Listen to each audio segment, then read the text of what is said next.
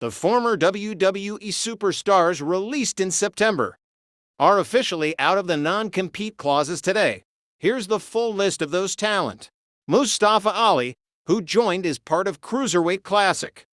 He was a key figure in the upper mid-card of to 05 Live, then transitioned to SmackDown, where he was set for a major push, until injury passed that push to Kofi Kingston, leading to Kofi winning the WWE Championship. Ali went on to become the SmackDown Hacker, which helped lead to him being revealed as the leader of Retribution.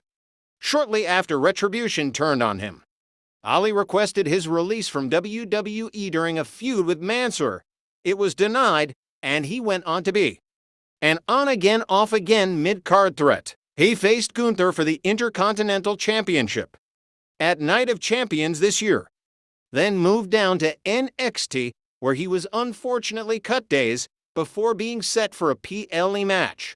Since his release, Ali has been working to help raise awareness of conflicts in the Middle East.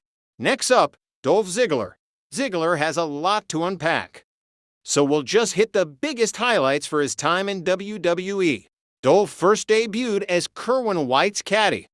Before that character was scrapped, he was then put into the Spirit Squad, a heel faction of male cheerleaders which won the Raw Tag Team titles. They were publicly sent back to OVW by Shawn Michaels and Triple H on air, ending his time as Nikki. Ziggler returned under the Dolph Ziggler name in 2008 and has been with WWE until this year. In that time, he was a 6-time Intercontinental Champion, a 2-time World Heavyweight Champion, 2-time United States Champion, and a 3-time Tag Team Champion.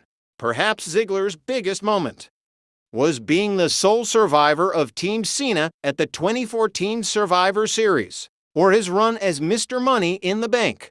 Many speculate Dolph will be moving to AEW to be with his younger brother Ryan Nemeth.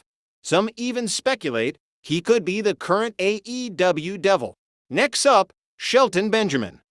This is a hometown hero for us here at the CasualMarks, but we'll try not to get too sentimental.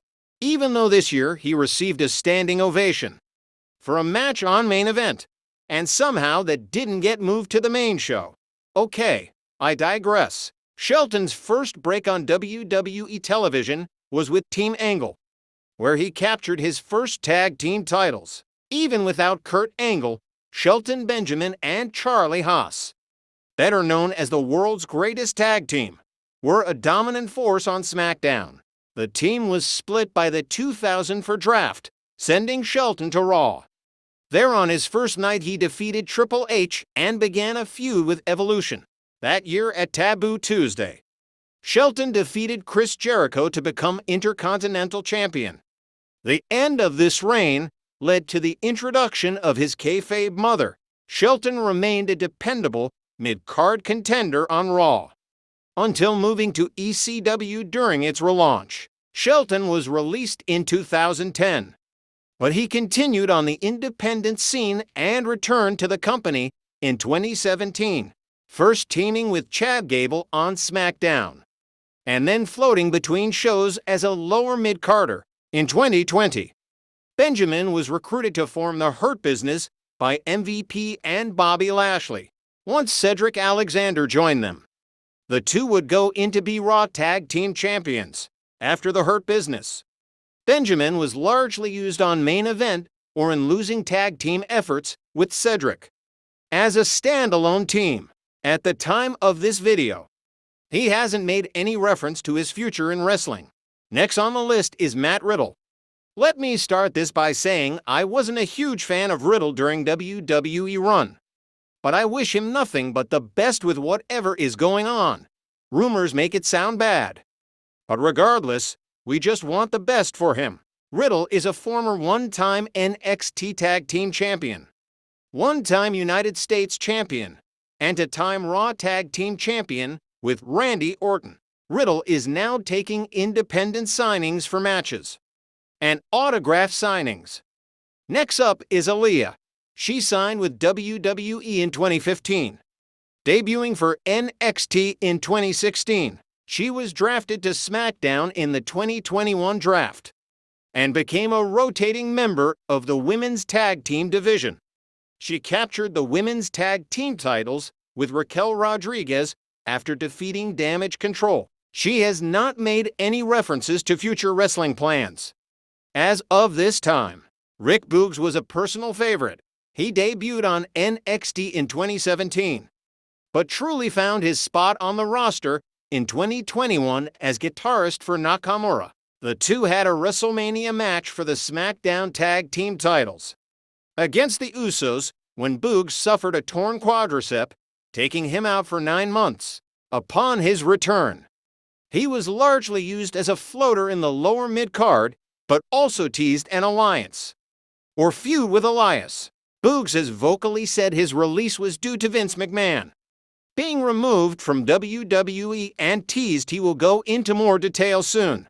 Dana Brooke was signed by WWE in 2013. Her first televised match was in 2015 against Blue Pants. On NXT, she aligned herself with Emma until losing to Asuka. On the main roster, she was partnered with Charlotte Flair after Charlotte turned on her father, Ric Flair, after turning face by leaving Charlotte. Dana joined Titus Worldwide as a manager. Dana continued to improve, but remained as a lower mid-card player or rotating player in multiple women's tag teams. She returned to NXT this year to take on a mentor character who showed signs of a heel turn, but was released before it could be explored. She now makes adult content on her personal website, but YouTube won't let us show that. The team of Mace and Mansoor are very interesting to me because they've already been appearing at other shows.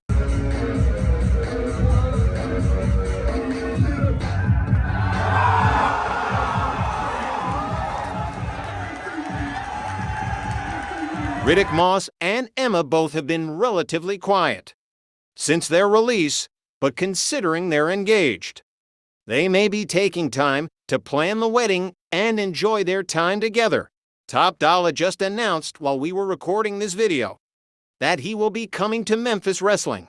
I haven't been able to find any update on Shanky, but considering his last match was Gunther, I'm sure he could find work if he's looking for it. Another update while filming: Ali is pursuing his political character he started on NXT. This seems like a very passionate platform for him, so we wish him the best. All of these talents deserve to find what they're looking for. We wish them all the best, and we're excited to see what 2024 has in store.